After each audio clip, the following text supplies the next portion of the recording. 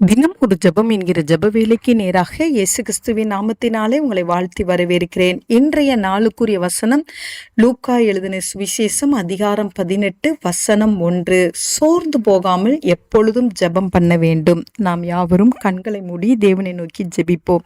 எங்களை நேசிக்கிறதான நல்ல தகப்பனே, இந்த நாளுக்காக நாங்கள் நன்றியோடு உம்மை ஸ்தோத்தரிக்கிறோம். ஆண்டவரே, கர்த்தர் கொடுத்த வார்த்தைக்காக நாங்கள் நன்றியோடு உம்மை துதிக்கிறோம் சுவாமி. இந்த கால வேளையில தேவனை துதிக்கிறோம், ஸ்தோத்தரிக்கிறோம்.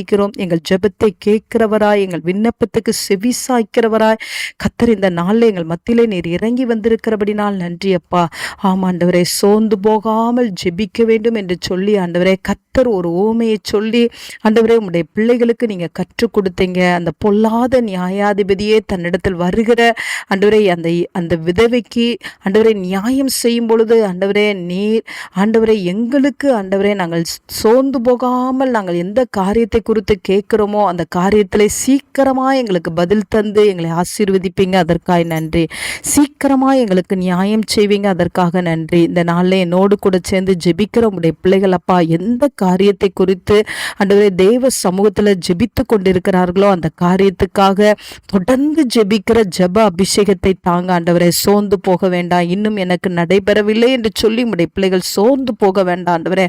தொடர்ந்து நாங்கள் தேவ சமூகத்தை நோக்கி கூப்பிட்டு கொண்டே இருக்கும் பொழுது ஆண்டவரே கர்த்தர் ஆண்டவரே எங்க பக்கமாய் சாய்ந்து எங்க கூப்பிடுதலை கேட்கிற தேவனாய் நீர் இருக்கிறீங்க, அதற்காய் ஸ்தோத்திரம் ஆண்டவரே.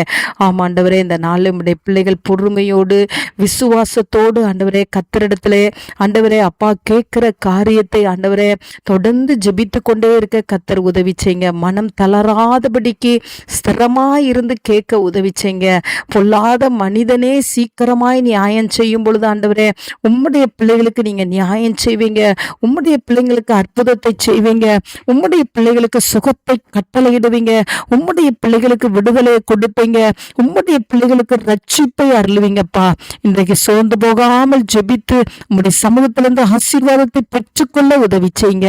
இயேசுவின் மூலம் ஜெபிக்கிறேன் நல்ல பிதாவே. ஆமேன், ஆமேன்.